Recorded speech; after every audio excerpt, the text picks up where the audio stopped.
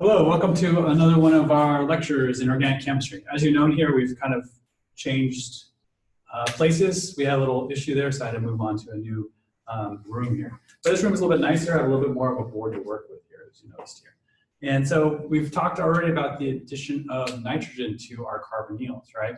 In terms of making our imines and enamines. Now that we can form them, let's think about how can we then, what reactions can we do with them, and can we convert them back to carbonyls, right? If we start with our imine, we'll talk this one. If we start with our imine here, what we can do is just like we saw with the other reactions, if we have a lot of water in there, and we'll just use H3O+, we can actually push the equilibriums back, and we can actually go back to our carbonyl, right? In a very similar process that we saw before, again, using H3O+, acid catalyzed reaction, right? We can get our carbonyl back and we can get our NH2 in our reaction. Like, how do we do this? Well, just like we saw with other things here, we're going to do protonation, resonance, attack, proton transfer, and then we're going to have things leave, and then we'll do resonance again, right? All the same steps that we saw before. So let's start with our imine. And the first step, as we saw, we're going to do our We're going to do protonation, right? Amine's got a lone pair of electrons. We're going to take those. It's going to pick up that hydrogen there.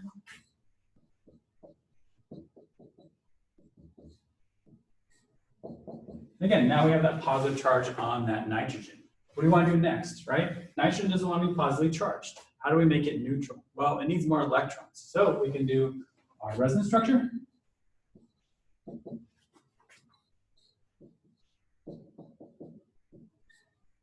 Oops. And so by doing that, by the electrons moving up, we've now generated that carbocation, right? Remember, we have the carbocation now. What's going to attack our carbocation? What do we have in solution? Remember, we have water in solution. H3O+ really is a mixture of acid and water. We have both of those available, right? So now we're going to take our water. And we talked about this before, that our water is what? It's going to be a weak nucleophile. It's only going to attack when there's a carbocation to attack. And look at that, we have a carbocation now to attack. So let's attack the carbocation.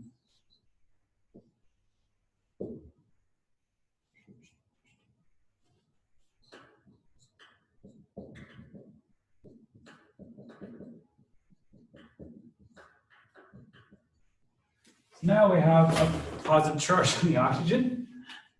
And now that we have a positive charge in the oxygen, what do you want to do? What we saw before, we're going to do a what? Proton transfer.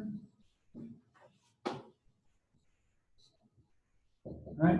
We've done this so often now, we kind of can do these in our sleep, right? And we get this form here. By protonating our nitrogen now, what do? We made a new good leaving group, right? Now this group can leave.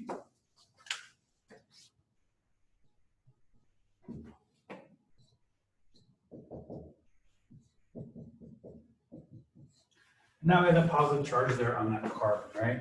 Now, we have a positive charge here. We have oxygen. Oxygen, I didn't draw these in here, but what does oxygen have? It's got those lone pair of electrons, right?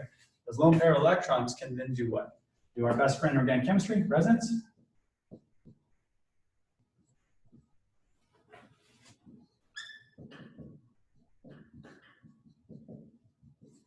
That way we can generate this carbonyl. Now we have an oxygen with a positive charge on it. What's going to be our last step here, right? Just like we saw before, our acid is going to take its proton back.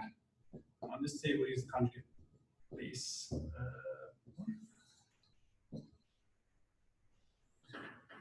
And we generate our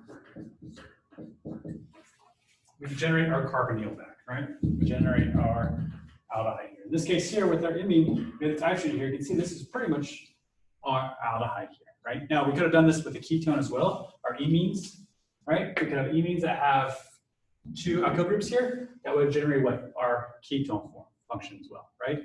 So it just depends on what we're starting with here, okay, with our imines.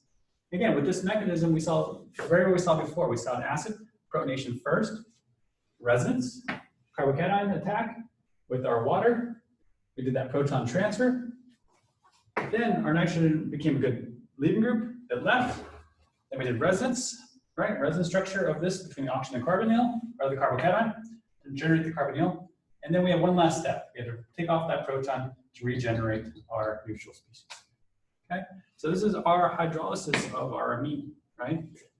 Hydrolysis of our imine, so that we can go from our imine to our carbonyl, in this case here, an aldehyde, right? The next video we'll talk about with our imine, right? Surprisingly, it's going to be a very similar mechanism, right? After we've done a couple of these, they're pretty straightforward in terms of that, and we should be able to have no problem doing these hydrolysis, forming amines, or going back to the carbonyl, either way. Okay, I'll see you in the next video very, very soon.